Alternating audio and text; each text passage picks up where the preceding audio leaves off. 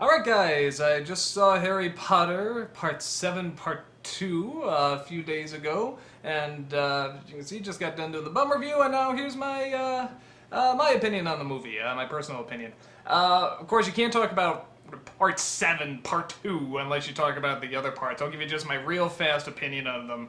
Actually, I can really sum them up in one word. I've never been a huge Harry Potter fan. I don't hate them. I've just never gotten that into it. It's just not really my thing. I sort of wanted to like them. I wanted to be more into them, but I think something about the way that the kid actors are and the dialogue and the pacing, I just felt... I never felt was that gripping. But they're okay. Like, they're not horrible. They're not bad. I just never got that into it. A quick run through. First movie, looked great, cool world, could care less about the characters. Second movie, hey, that was just the first movie again. Third movie actually was almost pretty good, because it really captures sort of what it's like to be a teenager, but boy was it going gray. Fourth movie, I barely remember. Fifth movie, I barely remember, so just didn't leave that big an impact. Movie 6 I remember liking, actually, quite a bit. Again, though, it was more, by that point it was sort of more the main kid himself. I sort of thought was a little flat. I couldn't get into him. I sort of thought, I think Harry's the most boring character, which I don't think is good. And then Part 7, Part 1, while engaging, I thought was just unbelievably intense and just sort of overly dark. You know, they all look darker, but they never seem that much darker, to be honest. And then 7 is just like, shit, you know, and I like the fact they get out of the school. It's like The Fugitive. You know, it's sort of a chase, and they're doing something a little different, but, pretty intense, and just not... I could have used a few smiles. I mean, come on. So now we have Part 7, Part 2, and I guess out of all the movies, this one, for me, is probably my favorite, because it was the one that seemed to go by the fastest, and that's always been a thing for me in the Harry Potter movies. They seem so long. I mean, God, Part 7 when they said, you know, we have to find these pieces that have Voldemort's soul. How many of them are there? And I thought it was something like 5 or 7. I'm like, couldn't you just make it 2? God. So, this is the first one where it's just like, as it ended, I just looked at the watch, I'm like, really? It's over already? And it's like 2 hours, so it's not short. But that's a sign that the movie's doing something good. Now, the other thing about it is that it's called Harry Potter, Deathly Hallows Part 2, when really it should have been called The Return of the King Part 2, because that's really what I saw this as. I mean, the fight scenes are like, scene for scene, it's like Return of the King. I mean, there's the giant trolls, there's a giant spider, there's people running through, it's the same colors, it's kind of the same location, it's just... It's very, very similar, but it's not bad. It's still pretty good action, and it did keep my interest. And I'm happy to say that after 7 movies, 7 full movies, the kid who plays Harry Potter has finally gotten one emotion down, and that is pissed off. When he looks pissed off, he looks really pissed off, and you buy it when he's pissed off.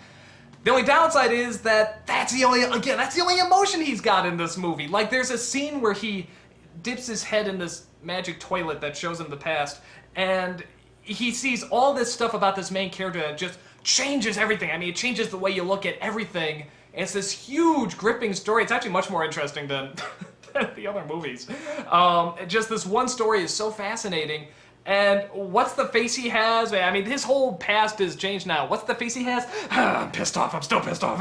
I'm like, dude, a tear or something. I mean, look, destroy. I mean, if I saw this shit, I'd be like, holy crap, my world's upside down.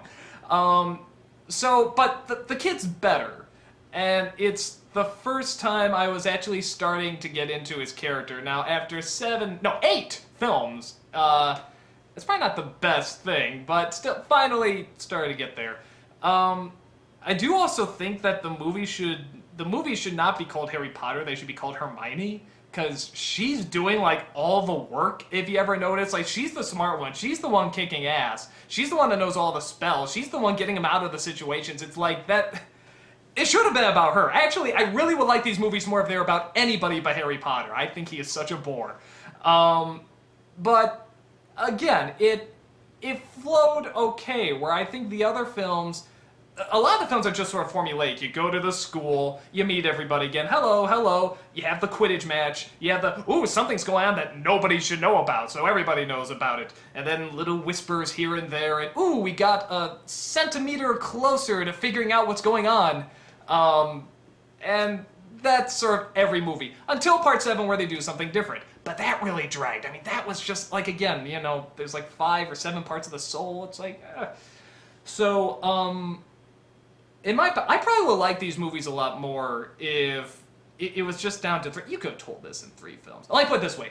I haven't read the books. I'll come out and say that. Everyone says the books are better. I trust them. Again, I'm just not into that. So if they... But this story, as is told, seems like it could have been done in 3 books. If the movies are like the books. Which maybe they're totally different. I don't know. I've heard various things.